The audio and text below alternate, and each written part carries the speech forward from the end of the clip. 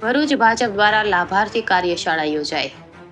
સરકારી યોજનાના લાભ લોકો સુધી કેવી રીતે પહોંચાડવા તે બાબતે માર્ગદર્શન આપ્યું।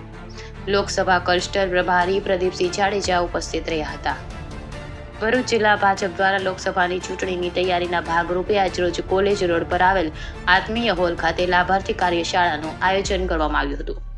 લોકસભાની ચૂંટણી નજીક આવતા જ ભાજપ દ્વારા સંગઠનને વધુ મજબૂત બનાવવામાં આવી રહ્યું છે, જેના ભાગરૂપે 15 ફેબ્રુઆરીના રોજ ભરૂચના કોલેજ રોડ પર આવેલ આત્મીય હોલ ખાતે લાભાર્થી કાર્યશાળાનું આયોજન કરવામાં આવ્યું હતું, જેમાં ક્લસ્ટર પ્રભારી અને પૂર્વ ગૃહમંત્રી પ્રદીપસિંહ જાડેજા, લોકસભાના પ્રભારી અજય ચોકસી, સંયોજક યોગેશ પટેલ, ભરૂચ જિલ્લા ભાજપના પ્રમુખ મારુતિસિંહ અટોદરિયા, કાર્યશાળાના દક્ષિણ ગુજરાતના સંયોજક કરશન ગોંડલિયા તેમજ આગેવાનો ઉપસ્થિત રહ્યા હતા। કાર્યશાળામાં સરકારની વિવિધ યોજનાઓ અંગેની માહિતી લાભાર્થીઓ સુધી કેવી રીતે પહોંચાડવી અને લોકોને સરકારની વિવિધ યોજનાનો લાભ કેવી રીતે અપાવવો તે અંગેની માહિતી આગેવાનો દ્વારા આપવામાં આવી હતી। આ પ્રસંગે લોકસભાના ક્લસ્ટર પ્રભારી અને પૂર્વ ગૃહમંત્રી પ્રદીપસિંહ જાડેજાએ ભાજપની કાર્યપદ્ધતિ અંગે માહિતી આપી હતી।